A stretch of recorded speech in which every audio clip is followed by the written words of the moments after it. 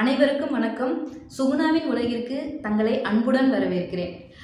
இந்த சமுதாயத்தில் நான் பார்த்த, நான் ரசித்த, நான் வியந்த சில தகவல்களையும் சில விஷயங்களையும் இந்த சேனல் மூலிமா உங்ககிட்ட பகிர்ந்துக்கணுன்ற நோக்கத்தில் இதை ஆரம்பிச்சிருக்கேன். நான் வளரணும், இந்த சேனல் வளரணுன்ற உங்களுடைய ஆதரவு எனக்கு நிச்சயம் தேவை. அதுக்கு என்னென்னா, நீங்கள் என்னோடய சேனலை சப்ஸ்கிரைப் பண்ணணும். நான் பகிர்ற இந்த பதிவுகள் உங்களுக்கு பிடிச்சிருந்தா லைக் பண்ணுங்கள், ஷேர் பண்ணுங்கள், மறந்துடாமல் சப்ஸ்கிரைப் பண்ணிவிடுங்க. சரி, இன்றைக்கி என்ன தகவல் அப்படின்றது பார்க்கலாம். இன்றைக்கி என்னென்னா, நான் குன்றத்தூர் கோவிலுக்கு நிறைய தடவை போயிருக்கேங்க. குன்றத்தூர் முருகன் கோவில் அது எனக்கு ரொம்ப பிடிச்ச இடமா ஆயிடுச்சு. நான் இப்போ அடிக்கடி அங்கே போக ஆரம்பிச்சிட்டேன். ஏன்னா அங்கே போனாலே நமக்கு ஒரு ரம்மியமான சூழல் இருக்குங்க. அதனால நம்ம மனது ரொம்ப அமைதியாகுது. அந்த காற்றுல நம்ம அப்படியே புத்துணர்ச்சி அடைஞ்சிரும். எவ்வளோ சோகத்தோடு போனாலும் திருப்பி வரும்போது கண்டிப்பாக மன மகிழ்வோடு தான் திரும்பி வரும். ஸோ எனக்கு கிடைச்ச இந்த நிகழ்வு உங்களுக்கும் நடக்கணும், நீங்களும் அதை அனுபவிக்கணுன்ற எண்ணத்தில் அந்த கோவிலை பற்றி ஒரு சில தகவல்கள் எனக்கு தெரிஞ்சதை நான் உங்களோட பகிர்றேன். நீங்கள் பாருங்கள், நீங்களும் உங்களுக்கு முடிகிறப்போ போயிட்டு வாங்க. குன்றத்தூர் கோவில் காஞ்சிபுரம் மாவட்டத்தில் இருக்குங்க. அதாவது சென்னையோட புறநகர் பகுதியான குன்றத்தூர் அப்படிங்கிற கிராமத்தில் தான் இருக்குது. குன்றத்தூரில் மலை மேலே தான் இருக்குது. இது மலை கோவில். இங்கே பேருந்து வசதிகள் நிறைய இருக்குது.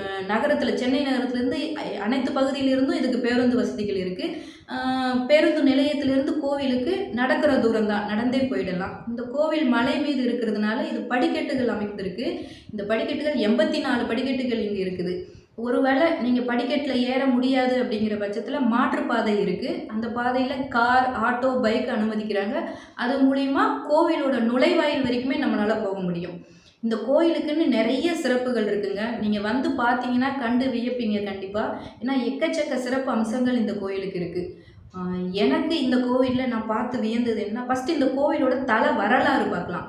தல வரலாறு என்னென்னா, முருகப்பெருமான் ஒரு தடவை திருப்போரூரில் அசுரர்கள் இருந்தாங்க. அவங்கள தோக்கடித்து வெற்றி பெற்றதுக்கப்புறம் அவர் திருத்தணிக்கு போகிற வழியில் இந்த குன்று மேலே கொஞ்ச நேரம் ஓய்வு எடுத்துகிட்டு போனார். அந்த குன்று தான் இப்போ நம்ம கோவிலில் அமைஞ்சிருக்கு. இந்த குன்றை நம்ம 2ஆம் குலோத்துங்க சோழன் அவர் தான் கோவிலாக எடுத்து கட்டினார். இந்த கோவிலில் முருகப்பெருமான் வடக்கு திசையை பார்த்து நமக்கு அருள்பாலிக்கிறார். இதான் இந்த கோவிலில் முருகப்பெருமான் இரு தேவியோட காட்சி அளித்தாலும் ஒரே நேரத்தில் ஒரு தேவியோட மட்டும்தான் நமக்கு முருகப்பெருமானை வழிபட முடியும். அதாவது ஒரு புறம் இருந்து பார்த்தால் வள்ளி தேவியும், மறுபுறம் இருந்து பார்த்தால் தெய்வானியுடன் முருகனை நாம் கண்டுகளிக்கலாம்.